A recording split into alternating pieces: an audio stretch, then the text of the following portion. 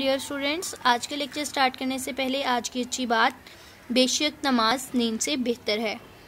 अब हम आज का अपना लेक्चर स्टार्ट करते हैं। लेक्चर नंबर 19 चैप्टर आज हम पढ़ेंगे chapter number 4 cells and tissues. इसके अंदर हम दो चीज़ों को डिस्कस करेंगे, सेल्स को और टिश्यूज़ को। चैप्टर नंबर 1 में आपने पढ़ा था सेल्स जो हैं वो बेसिक यूनिट ऑफ लाइफ हैं एंड टिश्यूज़ जो हैं वो सेल से मिलकर बनते हैं। आज का हमारा टॉपिक है microscopic and the emergence of cell theory. तो इससे पहले कि हम माइक्रोस्कोपी को स्टडी करें, हम देखते हैं कि सेल्स जो हैं वो हमारे पास क्या है और माइक्रोस्कोप की हमें ज़रूरत क्यों पेश आती है। सेल्स जो हैं वो बेसिक यूनिट हैं लाइफ का।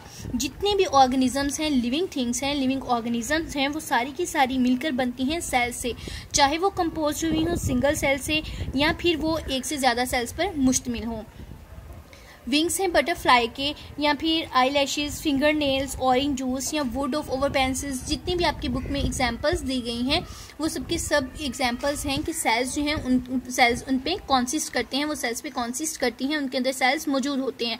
अब ये क्वेश्चन आ सकता है कि इसके अंदर आपके माइंड में क्वेश्चन अराइज हो सकता है कि वुड के बारे में भी यहाँ पे लिखा गया है, वुड जो है हमारी पेंसिल की, उसके अंदर भी सेल्स मौजूद होते हैं। तो सेल्स जो हैं, हमने तो कहा कि लिविंग थिंग्स जो हैं उनका पार्ट होते हैं, लेकिन वुड जो है हम किससे हासिल करते हैं? प्लांट से। तो प्लांट में जब तक वो मौजूद थे उनके अंदर सेल्स थे। जैसे ही वुड जो है वो प्लांट से सेपरेट होती है और उससे नेक्स्ट प्रोडक्ट्स बनती हैं, लाइक हमारी पेंसिल्स बनती हैं, तो सेल्स उसमें भी मौजूद होते हैं, लेकिन वो डेड सेल्स की सूरत में उसके अंदर मौजूद होते हैं। तो अब हम देखते हैं कि उन सेल्स को हमने उनकी स्टडी किस तरीके से करनी है। तो microscopy and the emergence of cell theory हमारा आज का टॉपिक है। तो यूज़ ऑफ माइक्रोस्कोप, माइक्रोस्कोप को यूज़ करना माइक्रोस्कोपी कहलाता है, क्योंकि सेल्स जो हैं हमने कहा कि वो नेकेड आई से नज़र नहीं आते। हाँ, आम जो इंसानी आँख है उससे हम नहीं देख सकते सेल्स को, तो उसके लिए हम माइक्रोस्कोप यूज़ करते हैं। तो वो यूज़ ऑफ माइक्रोस्कोप जो है वो माइक्रोस्कोपी कहलाता है। अब देखते हैं कि फर्स्ट माइक्रोस्कोप किसने हमारे पास जो है वो डिस्कवर की। फर्स्ट माइक्रोस्कोप जो है वो डिस्कवर की ज़ेचेरियस जेनसन ने इन हॉलैंड में 1595 के अंदर। लेकिन ये जस्ट एक सिंपल माइक्रोस्कोप थी जो सिंपली एक ट्यूब पे मुश्तमिल थी with lenses at each and. एक सिंपल ट्यूब थी जिसके दोनों सिरों पे एक एक लेंस मौजूद था।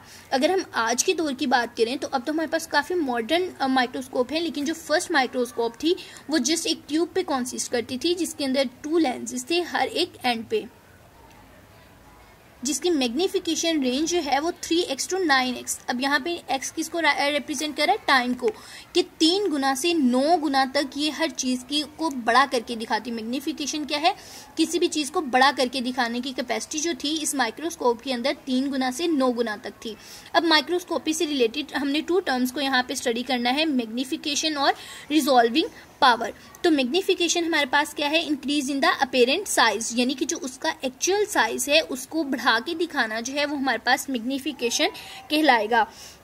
और रिजॉल्विंग पावर हमारे पास क्या है? Measure of the clarity of an image, कि कोई भी चीज़ आपके पास है उसकी क्लैरिटी, उसकी देखते हैं कि वो कितना क्लियर एक इमेज को दिखा रही है।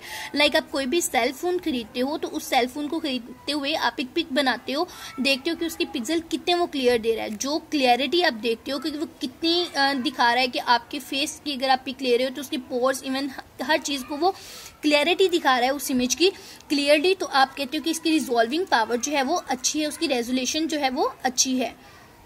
अब जो हम प्रॉपर डिफाइन करते हैं रेजोल्यूशन की, वो minimum distance at which 2 objects can be seen as separate objects, के ऐसा छोटा थोड़ा सा फासला 2 ऑब्जेक्ट्स के दरमियान जिसमें हम कहें कि ये क्लियरली जो है वो दोनों चीज़ें सेपरेट है।